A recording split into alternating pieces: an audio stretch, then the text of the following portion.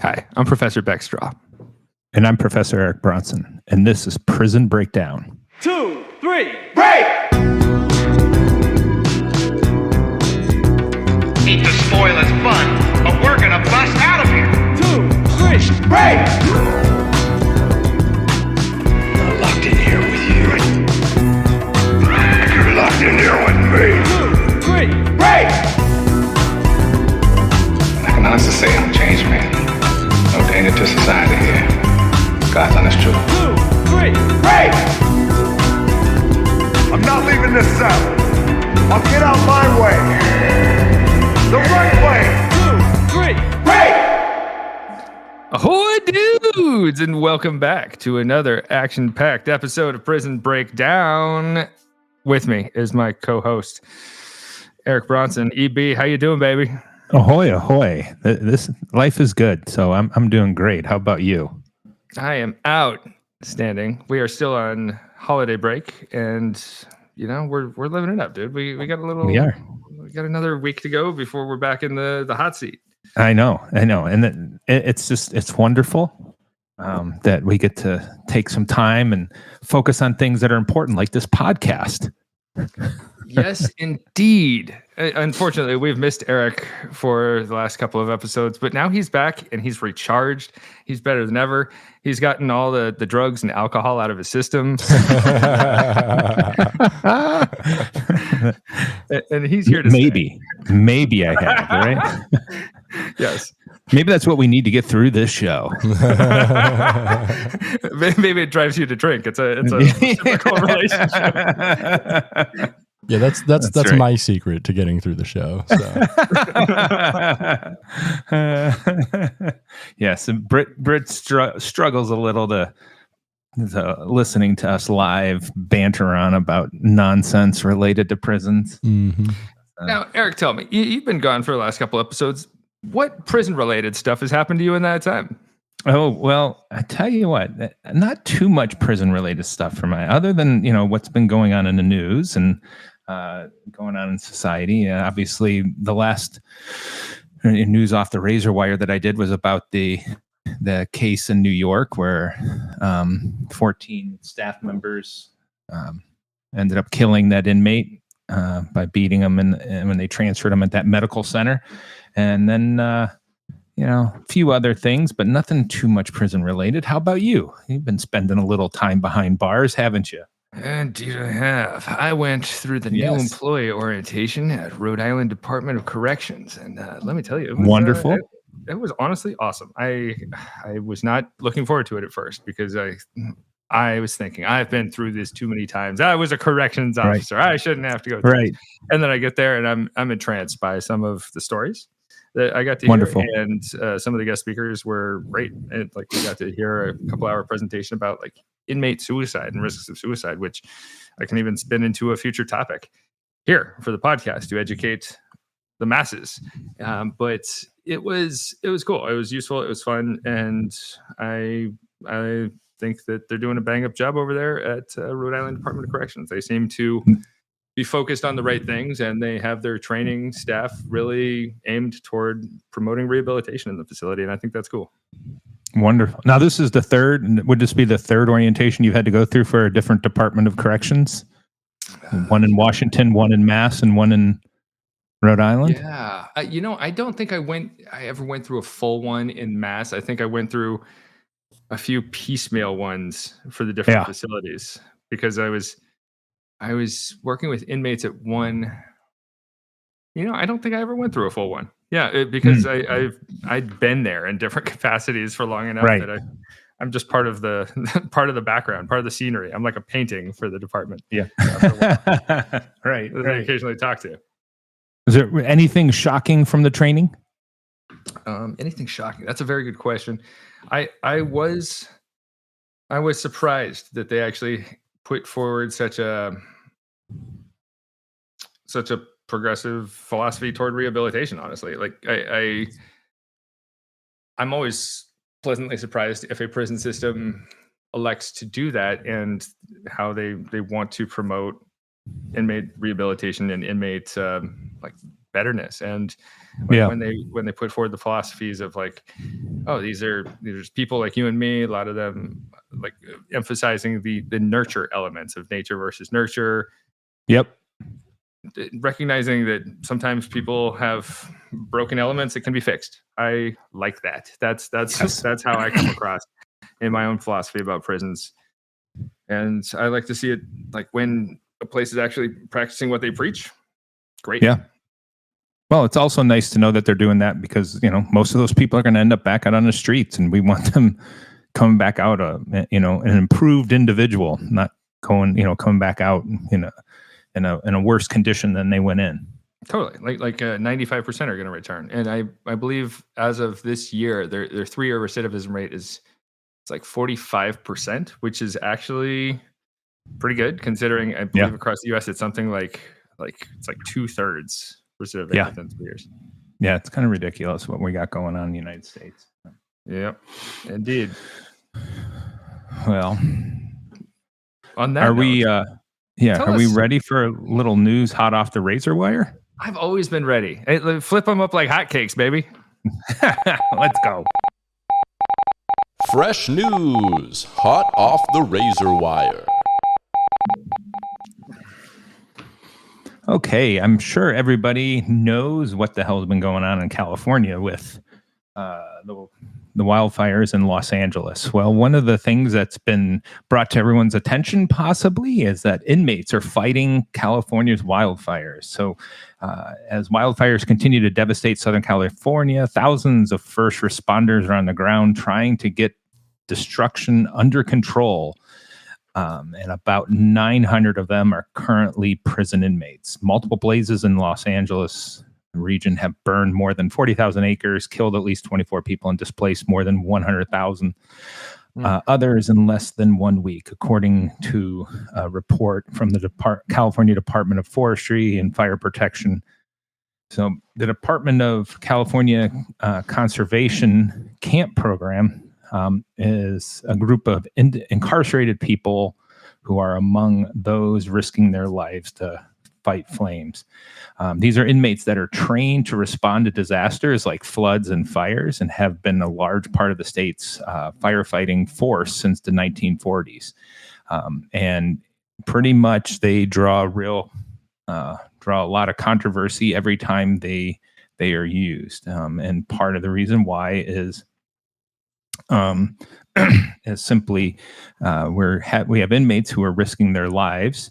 And if you look at their pay, incarcerated fire crew members earn between $5.80 and $10.24 daily, depending on their skill level, according to the corrections department.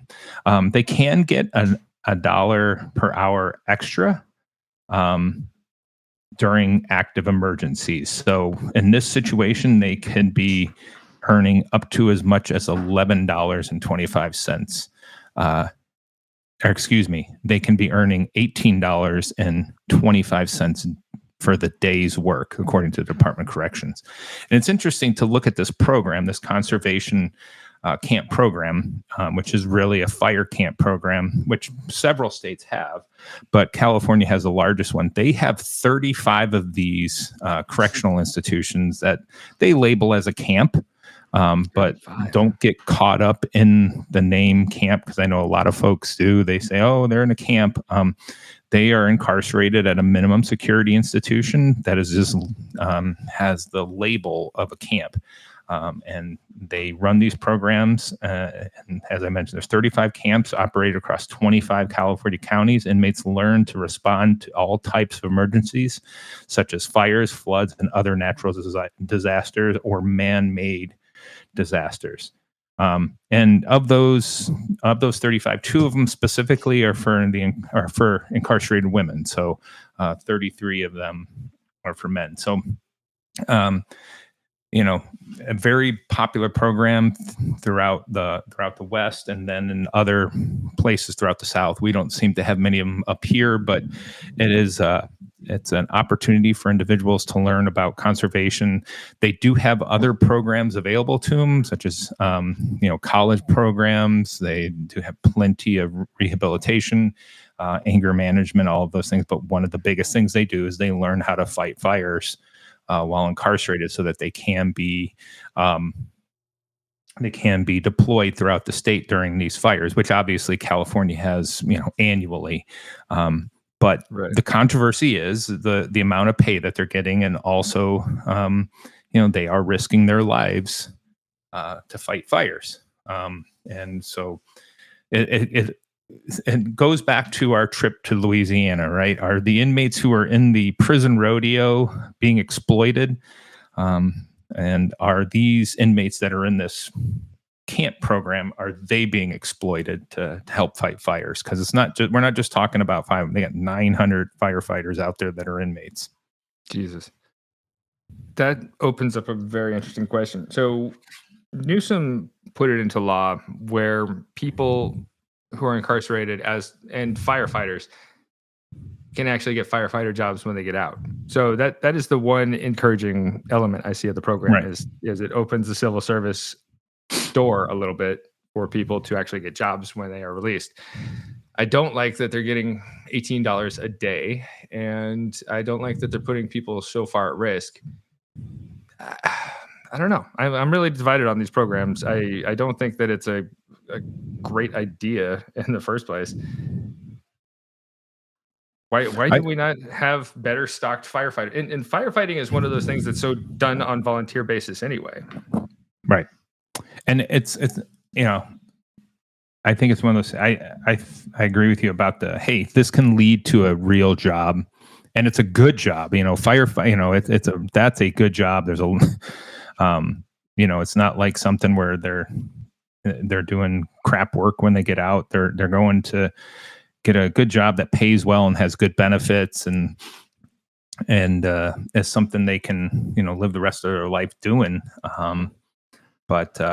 It's you're really kind of torn, because I did see an interview with a group of these inmates who were deployed there. There's about 25 of them, and I don't know if they were just playing it up for the camera, but boy, they are really happy to be doing what it is they're doing, and they're talking about how rewarding it is, and that being responsible for something, and hey, I'm doing some positive work here. It's something I can build off of. So, the inmates who are in this program are talking about how it is something that is positive, and they,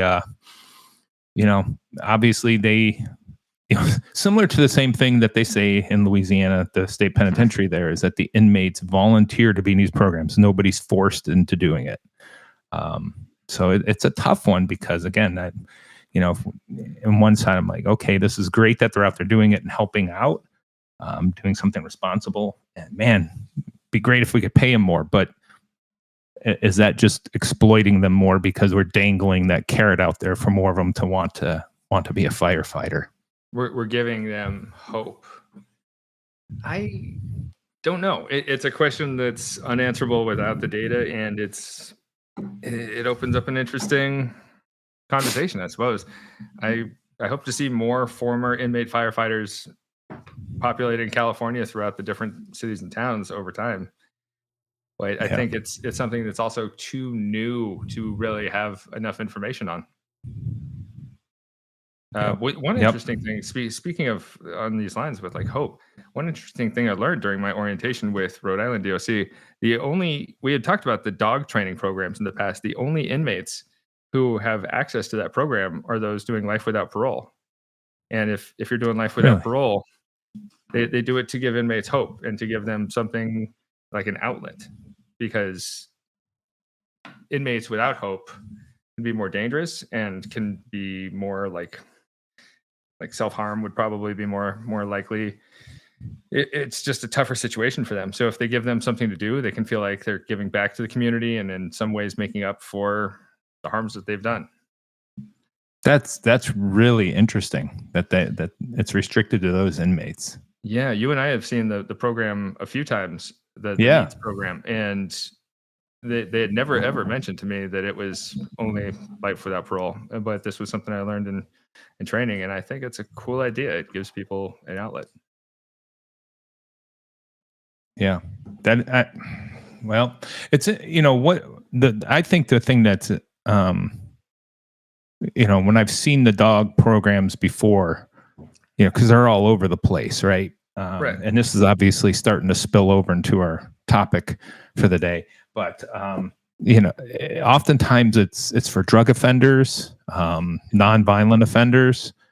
So it's very interesting that they're doing that. And it makes sense because, hey, we're going to train some inmates to work with the dogs. And, it takes a while, so we want to make sure that they're in here for at least 3 or 4 years before we train them because, in that amount of time, they might only train one dog. So that's interesting though. Yeah, it gives the program more stability in that way too. Mm-hmm. And they don't tolerate any messing around. If inmates are getting out of control in there, then they get booted, but they have such an incentive not to because they would lose the dogs. Right. They're forming these attachments to the dogs. So it's helping manage good behavior and giving inmates a reason to get out of bed in the morning. Yeah. Yep. That's what matters. Anyway, what is your take? Like, how do you feel overall about the inmate firefighters? I'm really torn by it. Just simply because of I do look at it as, hey, we're exploiting some folks here. Yeah. But again, especially if these individuals that graduate from the program and then go out into to society, if they do have jobs waiting for them as this program is supposed to be, then I'm pretty supportive of it. It's that is, I think, is where we really miss the mark in the United States, is that reentry. We just don't have positive reentry programs. And if people are in California are working to become firefighters, which again, it's a good job. And if they're qualified to do it, because that's one of the other things, that we got to make sure they're qualified to, it's not easy to be a firefighter. You got to be in shape. You got to know what you're doing, be able to take commands when you're on a call. And so if they're qualified for do it and they can do that type of work, then I kind of support it. That pay is terrible, but we would hope that during these types of, when they're actually fighting fires, that we could pay them a little bit more. Yeah, absolutely. So, and producer Britt, what's your take on this? I don't know. I think putting the prisoners' lives in collective danger for like such little money is not great. And also like having the carrot on the end of that stick, like, hey, you might be able to be a firefighter when you get out of here, is, it's an okay incentive, but at the same time, like, they're putting these people's lives at risk. B, I wonder how many people are on such long sentences that they won't be eligible to be firefighters when they get out. That's I don't think it's great. I don't think forcing prisoners into any kind of labor is good, especially dangerous labor. Right. As Eric said, it is voluntary, but it's like you have to volunteer for the program, but it's voluntary. Like joining the rodeo is voluntary. Right. If you're sentenced to a long amount of time and your options are few, would you be doing this in lieu of other options? Right. It's like, what else are you going to do? And yeah, it's just sit in a hot prison cell all day, get 1 hour of rec time a week, or, actually get out there, do something, feel the cool breeze of freedom wafting against you. Or actually the hot breeze. Yeah, the hot flames of freedom. Yeah. Yeah, the embers and the hot flames. So. The ashes of freedom, yes. Yeah. So to be to be eligible for this program, you have to be a minimum security inmate. And then the biggest one, you have to have less than 8 years remaining on your sentence. Oh, okay. Cool. So most all these people will probably be eligible to be actual firefighters. Yeah. Interesting. Yeah, that's excellent. And 8 years remaining on your sentence with good time, that's often like 4 years or so too.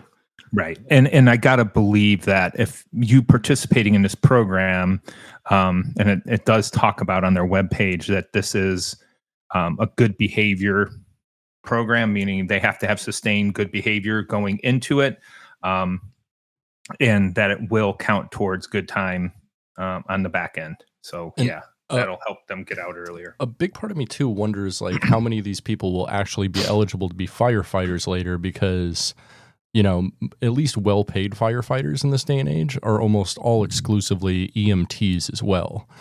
And a lot of these people, because they're convicted of felonies, will not be eligible to be EMTs because, they're dealing with controlled substances and things like that. So, it makes me wonder. There are some convictions that make you ineligible. So if there's sex offenses, escape history automatically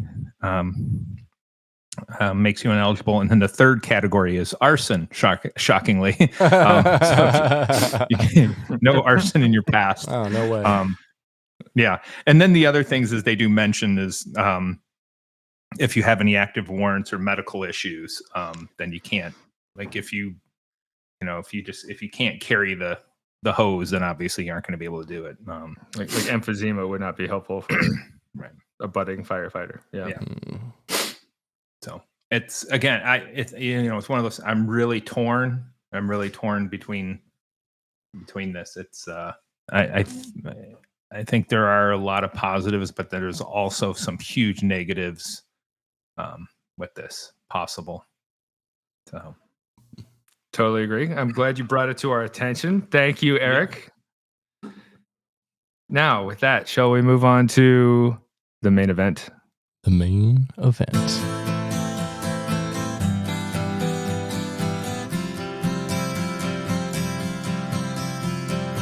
It's time for the main event.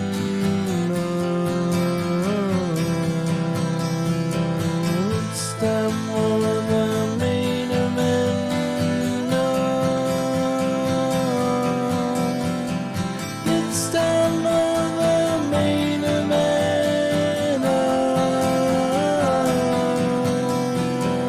It's time for the main event.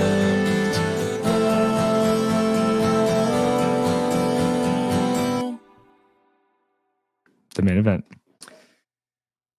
Last time we left off, we were talking about CAT programs in prisons. These are something that's come to my attention in the last year or so. And Bronson and I had a colleague, shout out to our boy Sean Gorman, email us with an article about the Forward program that really set me down this path.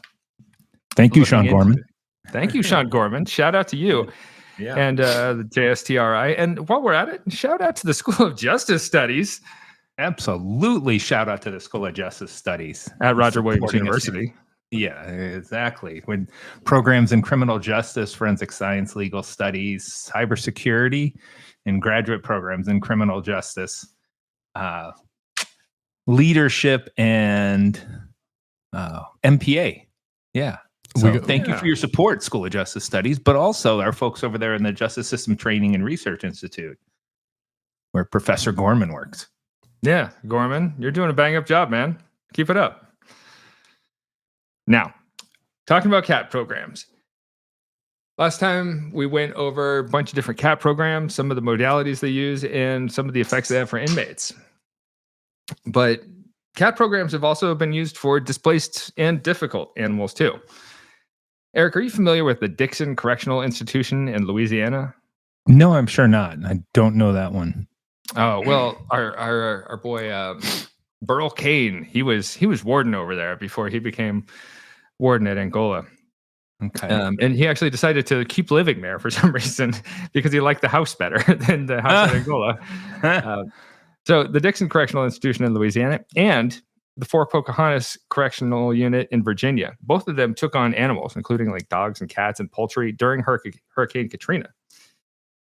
And over time, this helped establish this emergency shelter at Dixon and eventually like this permanent clinic and shelter. And the clinic itself was built with inmate labor. And the emergency shelter they have, it can now hold up to 300 animals, while the clinic and permanent shelter can hold up to like 60 dogs and 34 cats.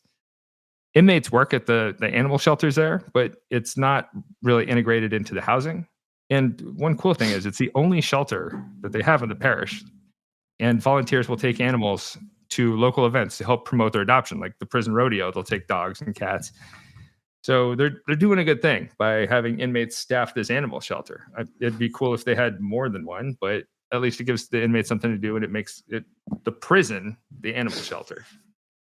Yeah, and that's something that that I think us living up here in the Northeast, it really we don't have a good understanding of how the devastation that takes place during these hurricanes or during floods, and what that does to people's homes and then their animals. And when you have to evacuate, and it's coming in, the hurricane or the flood waters are coming in real fast. You gotta pick up everything that you can and get out of there.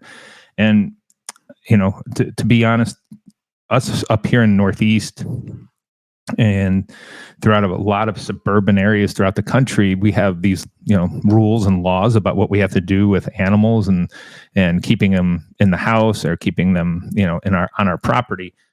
Down throughout the South, they have very different rules about their animals, and so they tend to run free a whole lot more. And when these storms hit, a lot of times these poor animals pay the price of those lax laws. And so we do have these folks who will go around and find animals on the loose and grab them and take them to these shelters, and it's a huge help. And then what tends to happen is we send those animals from throughout the South or these torn up regions to other parts of the country to be adopted and cared for. So they're great programs. It's fantastic that they have this one here. Yeah. It broke my heart when we were at I forget the name of the museum in Louisiana, the Katrina Museum. Yeah.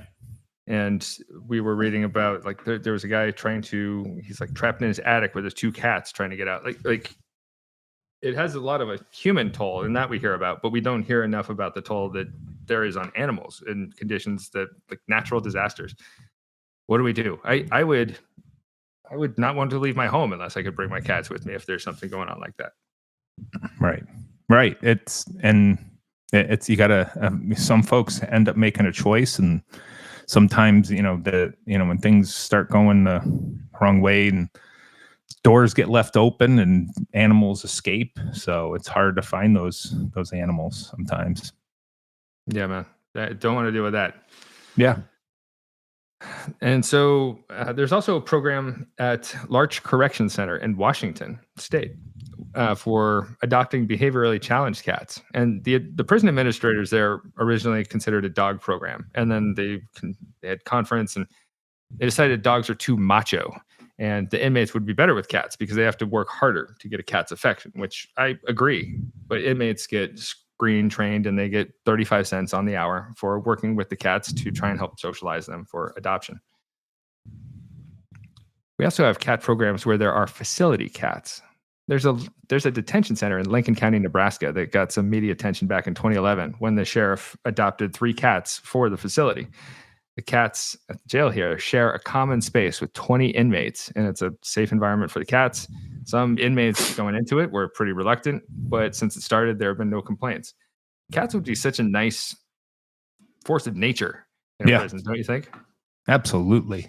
And it's interesting that that one of the things that they mention is about it's the cats are a tad bit more difficult in terms of getting affection, and I don't see them as being as needy as a dog. Dogs tend to be, you got to be pretty hands-on with them, especially at the beginning, in terms of training them and stuff. Cats are, I think, are a little bit easier. Give them their space, food, and some place to lay, and that's comfy, and a litter box, and they can tend to be by themselves for a while until they can figure out who they want to be friends with. Totally. Yeah. One thing we talked about last time is like the cats don't judge the inmates, and the inmates seem to appreciate that. Like the cat doesn't care what you did. They don't care about your offense.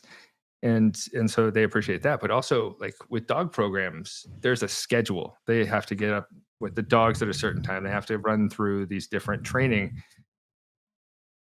materials. And Yeah. with cats, you're not really training the cat. You're socializing the cat. You're being nice to the cat and trying to make the cat better around people and better around other cats. Yeah. Yeah. It's it's an interesting idea. You know, one thing I do really like about the dogs and that schedule is that some of those, you know, some inmates really need that. They need that schedule and learning how to keep something, you know, on schedule and do those tasks. But it's also, hey, you know, the inmates while they're in prison are on a schedule that they have no control over. And so having the cat there at all times when they are available for them, that can be pretty positive for them as well. Totally.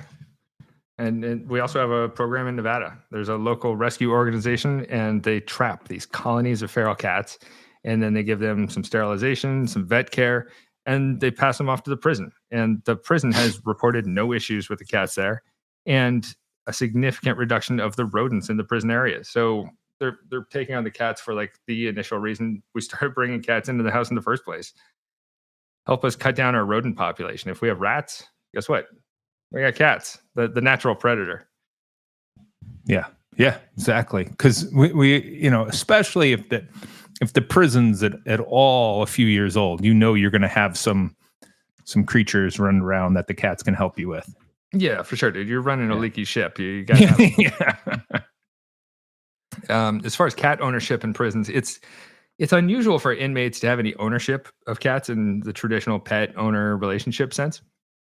But there has been some research on it where in the 1980s, there's a Switzerland prison which allowed inmates to keep cats in their cells and then keep the cats when they got released from the facility. And it wasn't a stretch here because the facility already had cats on the property.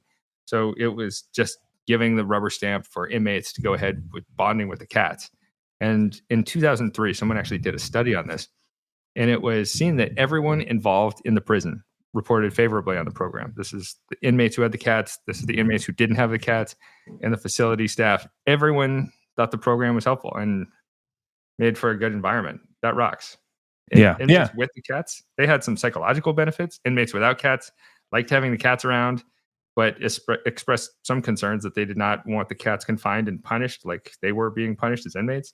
And the staff felt the program helped inmates develop some skills for their lives after confinement, which also rocks.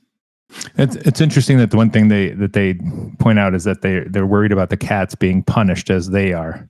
I just know there's that phenomenon where people like to put their emotions and their feelings into their pets.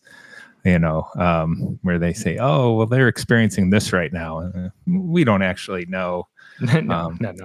You know, does the cat know it's being punished because it's in prison and has inmates all around it as long as it's food and litter box and they have a place to be warm? Yeah. You know, I don't know. I've read a couple of books on cat behavior, and one thing that both of them warned were we should not anthropomorphize cat feelings because we're trying to impose on them how we feel about a thing, right? Thinking that they feel that way about a thing, but maybe cats don't have an emotional system like humans at all. Like cats, right. For example. One thing I heard recently is that cats don't feel guilt about stuff like humans do. They know that they've done wrong, but they know they've done wrong because we tell them or we spray them with a spray bottle or we yell or show body language or whatever. Like that's how cats know we're upset and angry and they did something wrong. They don't actually feel guilt for it. You're spraying your cats? When they get up on the counter on the cooktop, dude, like I would rather spray a cat than have a cat get burned. Oh man! I don't know about you. Oh no, our cat doesn't get up on the counter. Yeah, see, our cat gets on the countertop. She's a kitten, and she needs to know that it's not okay to get on a stove that might be hot. Yeah, that's a good point. We could let her learn like the kid who touches the stove and gets burned, but I'd rather not have an emergency vet visit that way. Yeah, I don't know about you. Yeah. Now, finally, let's discuss a cat program at an abandoned prison. Are you familiar with Western State Penitentiary? Oh, yeah. Yeah, Western State. They've got a cat program there? No, it's at kind of. It's an abandoned prison at this point. Yeah. So it's built outside of Pittsburgh in 1826, shuttered in 2017. There's been nothing going on there since, and nobody knows when these cats showed up. But when it was active as a prison, they had a lot of feral cats hanging around, and inmates would sneak food out to the yard to feed the cats.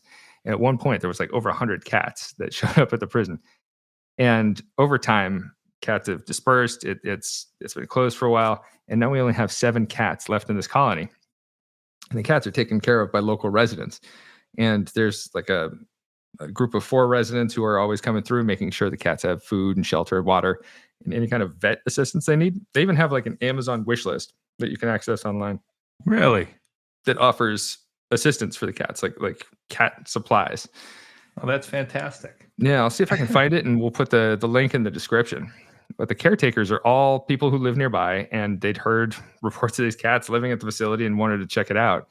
And this is like the 3rd generation of caretakers, since like the caretaking of these cats started in the 1970s, when people started feeding the cats at the prison colony, neutering the cats, bringing back, and the caretakers will now take and trap any cats, neuter or spay them, and return them. And they feed them daily. They build these insulated shelters for cats for the wintertime, and they keep the cat colony clean. And that rocks. Yeah. That's fantastic.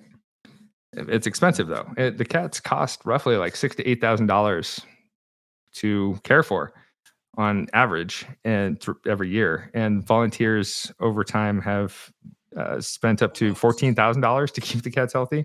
They've done some crowdfunding. They have the public Amazon list, and they've even established a small memorial for the cats who have passed away due to natural causes over time. Some of the cats have been fostered. Some of the cats have been rescued. Others have died of old age or medical issues.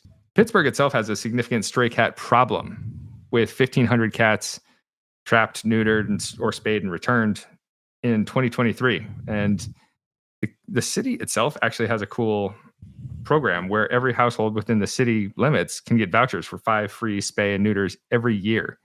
Wow. And that applies to cats or dogs.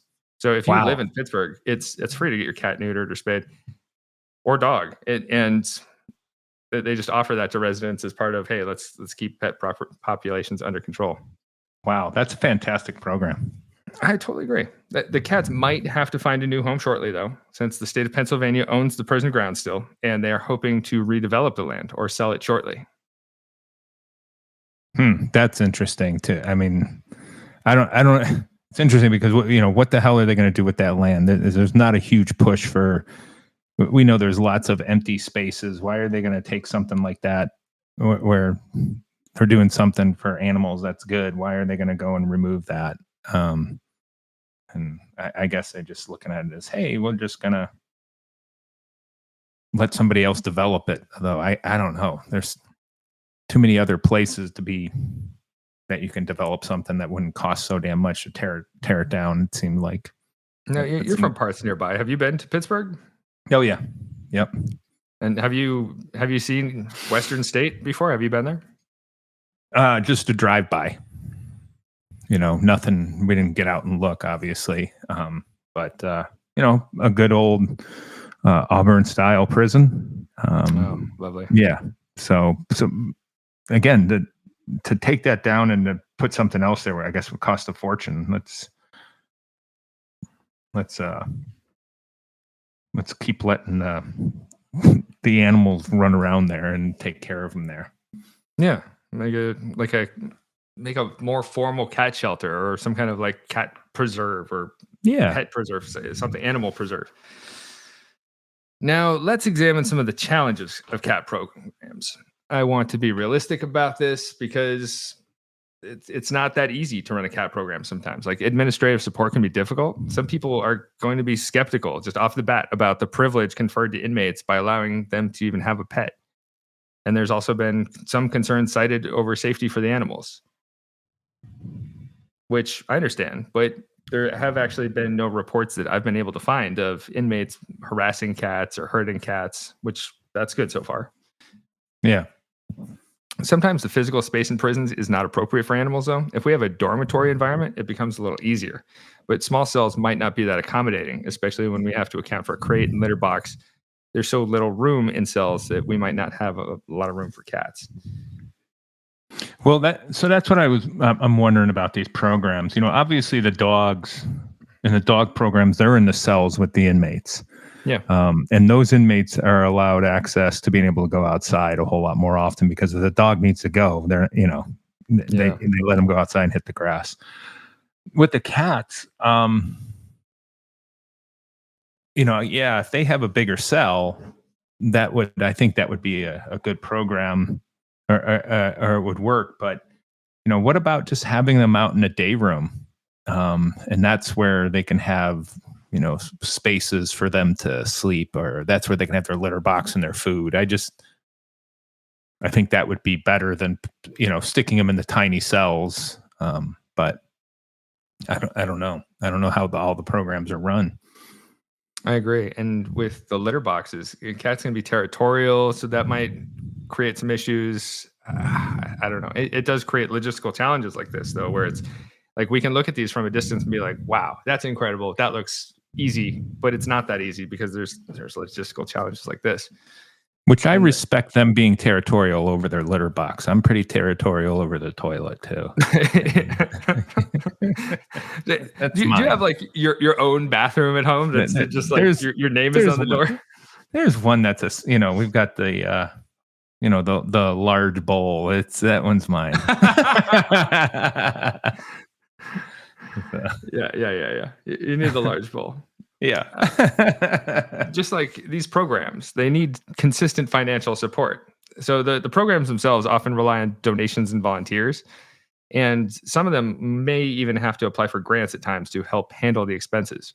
They can be offset by adoption fees or selling inmate crafts. And we should think of it in this way, though, because there's often no cost to taxpayers to get these programs going. Like maybe we should support these more, find a way to support it through program funds, support it with commissary money.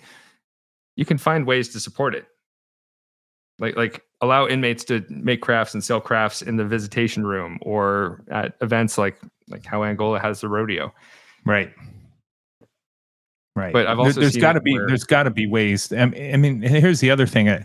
We know that a lot of shelters use donations and funds from foundations in some way. You think we'd be able to convince some of those to help fund these types of programs? Just 'cause it's right in line with what their mission is generally. Totally. Applied to like the ASPCA for funding, some place like that, or Humane. What is the place called? Humane Foundation? Humane Society. Yeah, that one. Or when I was teaching prison programs in Massachusetts, I was told by the program administrators, essentially my salary comes out of the commissary fund. So inmates are paying money for the goods that they're receiving. Yep. And then that money actually helps them out twice because then it goes into programs. And that's an awesome idea where it can keep it self-sustaining. We don't have to funnel that elsewhere in the prison for other stuff. It doesn't have to pay for a new taser or whatever. Right. So we've also seen some issues when facilities close. Like at the Lorton Correctional Complex in Virginia, there were over 500 cats when it was in the process of closing its doors. They start transferring some inmates out of the facility, and those inmates would hand off cat responsibilities to other inmates. And then the number of inmates being transferred out starts increasing more and more and more. And this no longer becomes this viable alternative. Placements for the cats become the responsibility of local animal rescue organizations, which put more of a strain on our other local resources in the community. Yeah, that's got to be tough. If you have a program and then everybody has to leave, well, how you handle that? That's a tough one. And then again, you put that strain on the local humane society or, shelter. That's going to be tough on them. They don't, they can't take on a big number of animals like that. Yeah, absolutely. Like say this is a small town. Consider most prisons are in rural places, and you put 500 cats on a small organization. Nobody wants anything to happen to these cats. We started this program in the first place so nothing happens to these cats, but it may not be feasible for a local organization to take on 500 cats. They may have to disperse throughout the country. Yeah. Another challenge we see is that when areas have these free roaming cats, we do need to have some policies around them. There should be some advisement that cats can bite or scratch, or maybe a sign that just says like, leave the cats alone if Right. wants to avoid all liability. Yeah. Because not all cats are nice. Producer Britt for a while had a cat who was my arch nemesis. And I love cats, but you would go to pet this cat and bite, scratch, anything to harm me. That cat was my arch nemesis for the first 6 months I knew them. And it would constantly attack me and hate me. But then my girlfriend at the time went away for a week and I was stuck feeding the cat, and the cat fell in love with me. We became the bestest buds.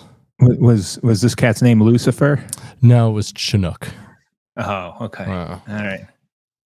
And that that just think of how fun, when we get a delivery of cats to one of these programs, how creative you can be with the names, especially if you have someone that's a mean ass cat like Chinook. Coming up with different. You could have Charles Manson in there with you. I want more of a cat pun, like Charles Catson or something like that. Yeah. Or like Charles, mine, Charles Meowson. Meowson. Yeah. There we go. There we go. That's the there one. we go. That's better. Yeah. What was your cat named after? Perry Mason? It's Perry the Catapus rather than Perry the Platypus. So. Oh, see. I barely know about this Perry the Platypus. I've heard him referred to by students, and that's the extent of my knowledge. Oh yeah, you missed out on some high quality entertainment then if you didn't see Phineas and Ferb shows. No, I'm a little too old for it. It escaped my purview. Oh, don't worry, you have kids. You're gonna watch them. Yeah, someday. Another challenge we see with cat programs, we have measures that need to be taken to ensure that these cats have some kind of clean living environments, including like parasite control for animals. We need to make sure cats don't have ticks or fleas or anything else. And if there's any like waste or vomit on the floor, hairballs, we have to clean this up immediately. This can cause slip and fall incidents, and inmates have the right to be in a safe living space where they don't have to slip or fall. And we should also consider, are the prisons able to meet these standards that we would have for cats in like a shelter environment? Typically, the goals of programs are to like train, care for, and socialize the cats for a permanent home outside the facility. Prisons may not be set up in that way. I love the idea of turning prisons more into cat shelters, making them more cat friendly, but not all of them have the infrastructure. Right. Well, and then the other thing, we do have to think about, there are plenty of people out there in the world that are allergic to them. And, if we start getting into that, then we're getting some inmate lawsuits. Indeed. Well, for most of these programs, inmates have to be screened. They have to go through a whole process to get there. Like most of them I read about, you can't have any misconduct infractions for a year, for example. Like you're applying to this cat program, but they're not automatically going to put you in the cat program. So if you do have an allergy, I would hope for your own sake that you either have some kind of allergy treatment going on, which I don't know how that's handled in prisons, probably not well, or you just don't apply for it. Yeah. We also need to recognize that each animal is their own individual, and it's difficult to apply a one-size-fits-all model for cat care. We should be ensuring that the cats in these programs are like thriving rather than just surviving. And if a cat is showing the signs of like acute stress, have policies in place to address that. Figure out, like maybe swap this cat out for another cat that's in the shelter. Figure out something that we can do for this cat if this is not the place for them. Other things that we can do in place to help cats who are showing acute stress. Cats need stuff around them. They want to have stuff to play with. So cats have a preference for being on elevated surfaces. Have some cat trees, have some shelves that can be beneficial for the cats. They also show some decreases in stress hormones if they have a place to hide. So have room under your bunk, something like that. Consider heat. The American Veterinary Medical Association recommends like 60 to 80 degrees Fahrenheit for cats to maintain normal body temperatures. So don't subject cats and don't subject people to 110 degrees without air conditioning. You mean we can't throw them out there in Sheriff Joe's tent jail that he had in Maricopa County?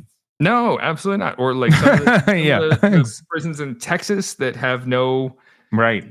AC, or no air in New conditioning. York a couple years ago there was like no heating in the middle of winter for some prison units.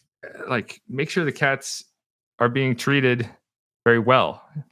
Like, we need to treat humans better. Right. This is a lesson instructive in here. Like, if we have cat programs and are treating the cats better, treat humans better too. Right. That's a tough one because Americans don't like to treat humans better. No. Eh. It's also important that the cats who have better hearing than humans are not subjected to consistently loud areas. Now, Eric, from your time working in prison, are prisons loud areas? It depends on the unit. I would say there are some units that are pretty silent, and then you walk onto another unit. So the prisons I worked at were pretty quiet. There wasn't much going on, but I would say overall, the inmates where I was at didn't want to get sent to the max security prison, so they were pretty well behaved. But I've been on plenty of max and super max units, and they are very loud. There's a lot of noise going on there. So I would say those aren't the best places for them because there's a lot of noise, especially, when there are lockdown units. So there are inmates locked up for 23, 24 hours a day. Those are loud. And it's kind of chaos. You go into it, there's banging, there's screaming, but outside of those, they're pretty quiet, I would say. Yeah, like psych units for me were typically the loud ones, but even working Gen Pop would often be pretty loud. Like if I'm sitting at my desk or standing at my desk and talking to an inmate and I'm having difficulty hearing what they're saying over the noise in the background of other inmates on rec, I'm going to call a noise check. And for us, we would call 3 noise checks and then go lock inmates in for 15 minutes. I didn't work units all that much, but when I did work units, this was my approach. This was the approach that we were taught to do. And if once inmates start to learn your style over time, they accommodate and they actually get quieter because they don't want to be locked in for 15 minutes. Or if I have to do it again, they get locked in for 30 minutes and you're cutting rack early. And I don't want to do that. They don't want to do that. But it also is like, I need to be able to hear myself think. And prison units don't necessarily have like the best acoustics. They're not made to be quiet places. Right. That I think is one of the biggest things is I wouldn't, especially, anything medium and below. I think most of the inmates, it's not too loud, but when they do make noise, there's a lot of echo throughout the buildings, throughout the cell blocks. They are loud places. Yeah. So it's going to happen, but we shouldn't necessarily subject cats to a full unit of like 64 people or whatever you're having on deck.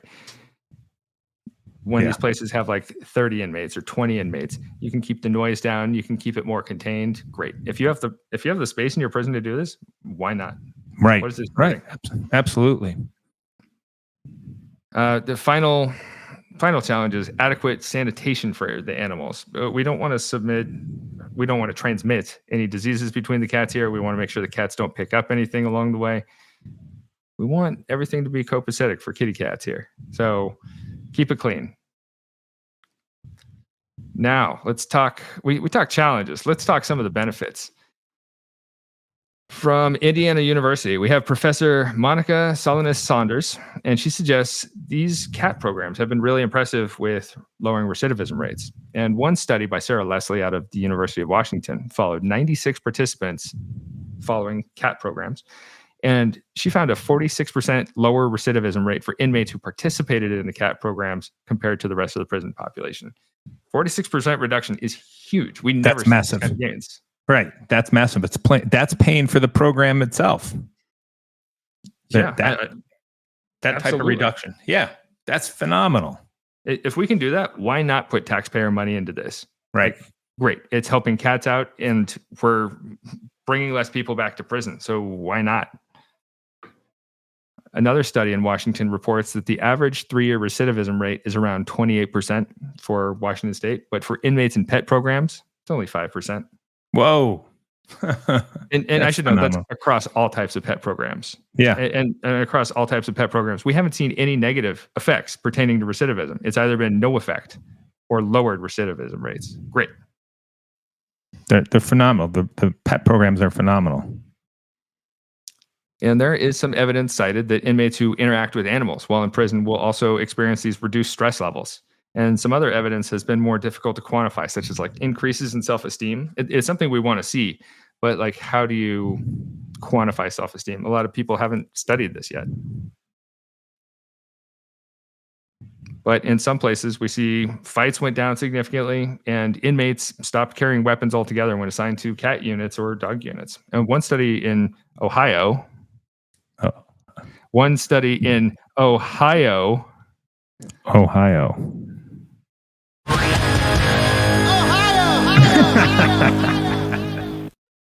found that inmate violence dipped around 50% over a 5-year period when we had these when we had the cat programs in place, and dog programs have shown reductions in violence around like 40%. It's absolutely massive. They are so beneficial.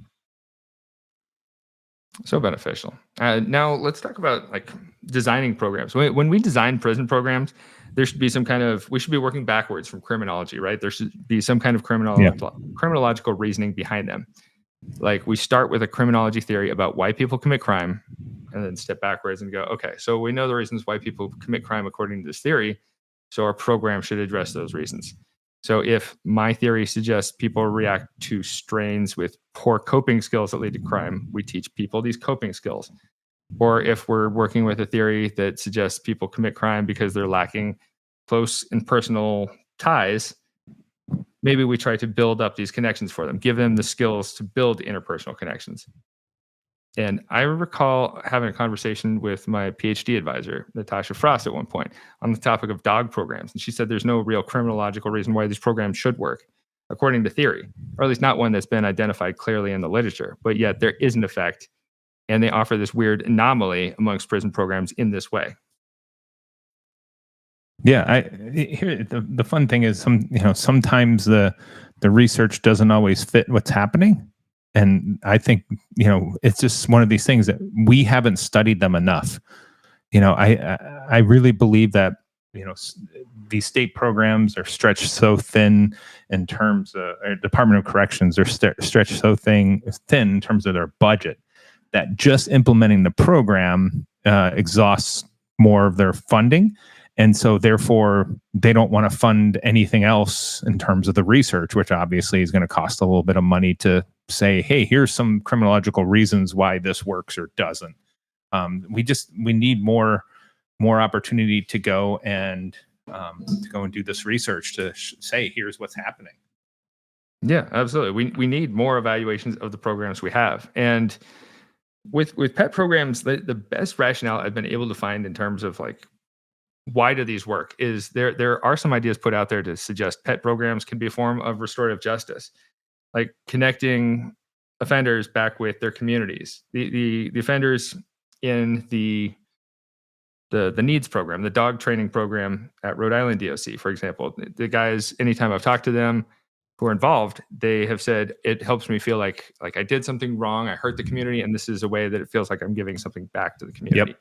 And I imagine the rationale is very similar, if not the same, to people who are in the cat programs, who are helping socialize these cats who are maybe not in the best condition to be adopted, and they're helping acclimate these cats to working with humans. And then they adopt the cat out, and they feel good about themselves because they did something good. They helped an animal, and they helped somebody who wanted to adopt an animal. And that has to be a fulfilling sensation.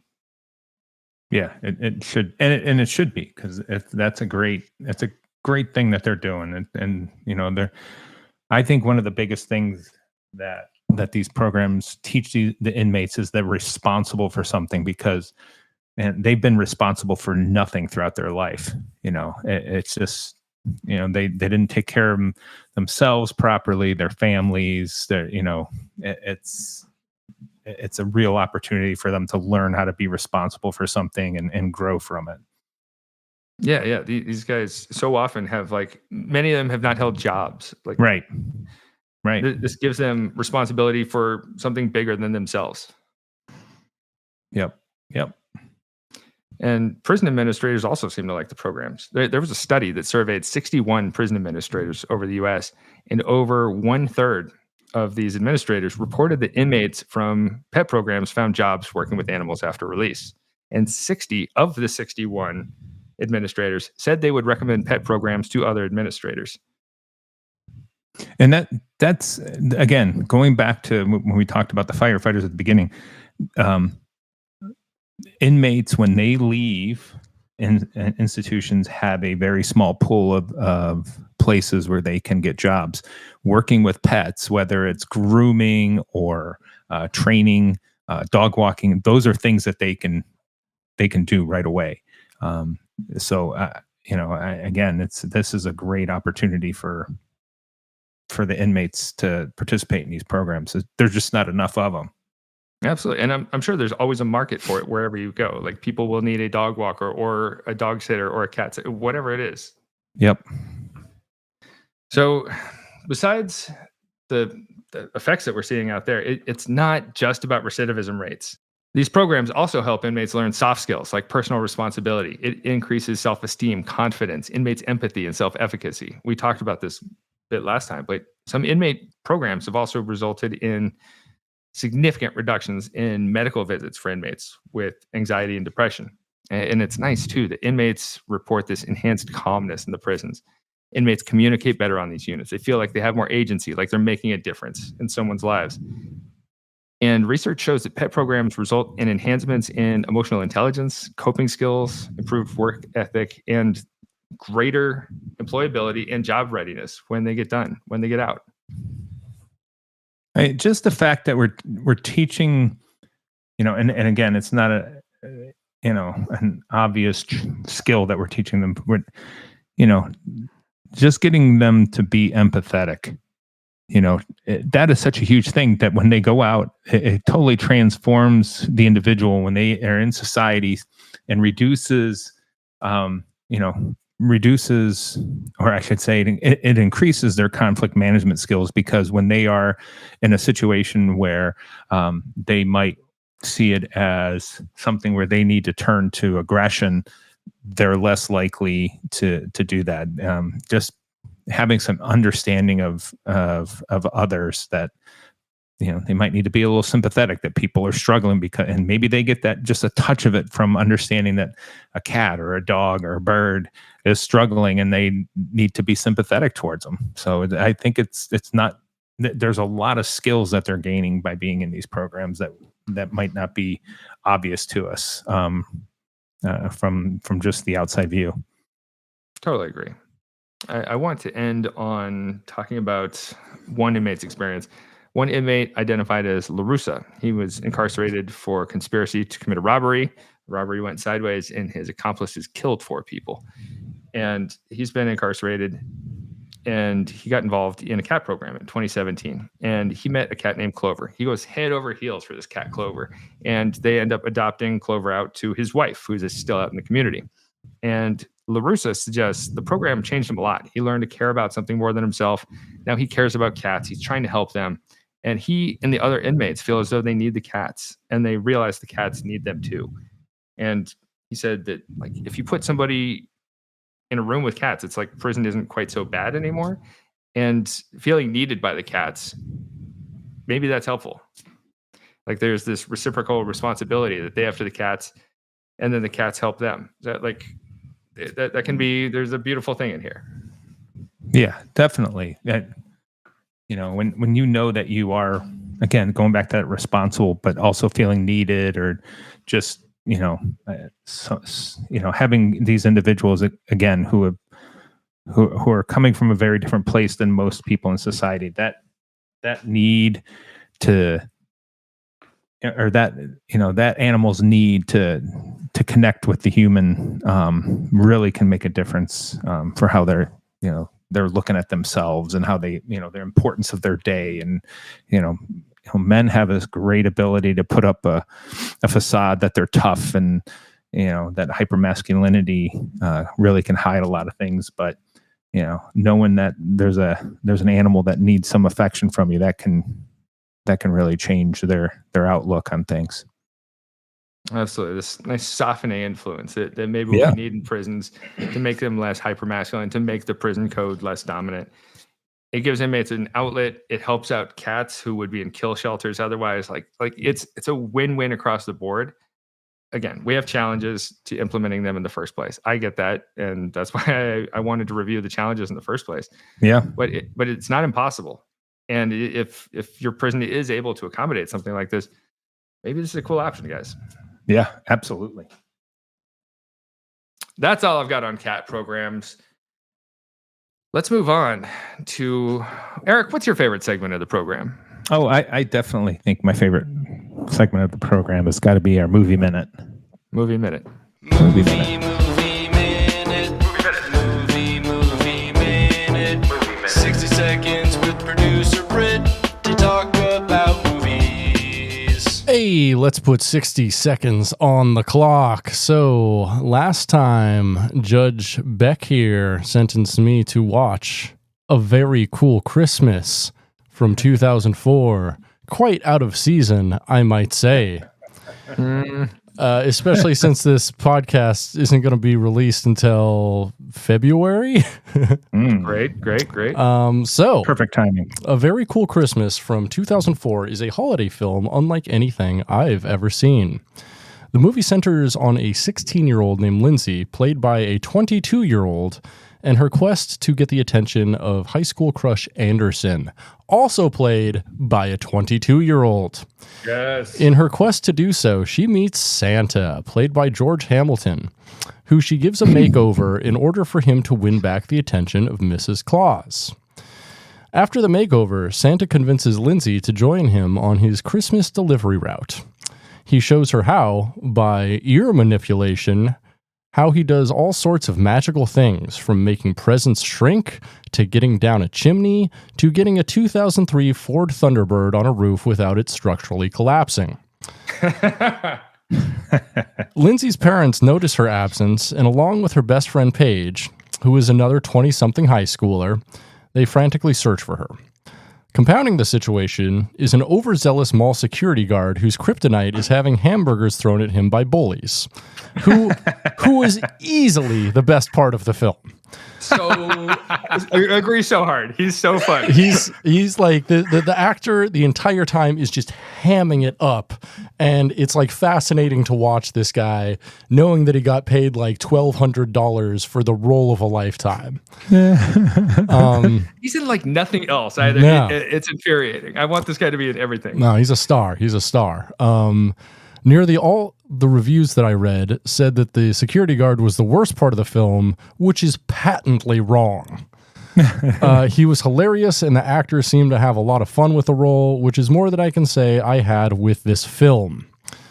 It was dumb, stupid, and for idiots, but surprisingly not boring. At points, I actually found myself laughing at the jokes, absurdity, or occasionally decent hammy acting from the security guard. Honestly, fuck it. 3 out of 5 soups. Yes. I watched the film and I'm like, this was dumb, but it's the kind of dumb that's made for me. This is exactly why I sentenced you to watch this film. I figured you would love it like I loved it, and I think I also gave it 3 out of 5 soups. Mm-hmm. But it discuss a little bit the plot around, I believe his name's Chuck, the security guard. Yes. So Chuck the security guard became a mall security guard because he was bullied out of the mall in his youth. And now the bullies still hang around the mall, like bullying him. And he as a large part of the story, he wants to drive teens from the mall and make it no longer a hangout space for teens. Right. Uh-huh. And so he actually goes to the house of our main character at one point and tries to get her parents to sign a contract. A contract that is ban her like from the mall. 300 pages long. Like this guy sat there and wrote out a contract to ban a girl from the mall. Because she's like the cool girl. So if she stops going to the mall, he theorizes that other teens will stop going to the mall, and therefore it will stop being a teen hangout. Mm-hmm. And this is an entire plot. I cared so much about this. It did not care as much about Santa and his makeover, but this loose cannon security guard is incredible. Yeah, no, if the whole film was just centered around that guy, I'm probably giving it like 4 out of 5. Like That's great. That's great. So, recommended on the podcast here. A Very Cool Clearly. Christmas, available on Tubi. Clearly. All right. Well, I'm going to sentence you to watch something that's not as ridiculous, but pretty tough one to get through. It's a 2011 movie called We Need to Talk About Kevin. Oh, I've seen it, and it is You've seen it. messed up. I haven't seen it since it came out, so I'll watch it again. But All right. yeah, that movie is. I mean, it's a really good movie. Yeah, but it's like, but it's tough to get through. It's a movie you don't want to watch again. So I will watch it again and let you know how disturbed I was again. Yeah, I thought it was a great movie, but truly painful and hard to get through. Yeah, absolutely. It's one of those ones that if you don't like cry during the film, you're probably a monster. Yeah, well, that's kind of how I viewed it. Is like this poor woman is what it's like to raise a monster. Anyways, we'll stop talking about it now. We can talk more about it next time. Yeah. Yes, it gave me all the wrong feels. Yeah. Well, with that, I think maybe we put a bow on this baby, wrap it up, put it under the tree for next year, like A Very Cool Christmas. Our February tree. Yes, it's got hearts on it. Yes, it does. Yes. All right. Thank you for watching.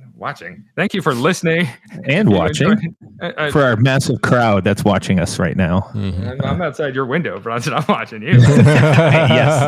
Yes. Thank you for listening. If you enjoyed our podcast, please like, please rate, please subscribe on Apple Podcasts, Spotify. Does anyone use Tidal anymore? Is that a thing?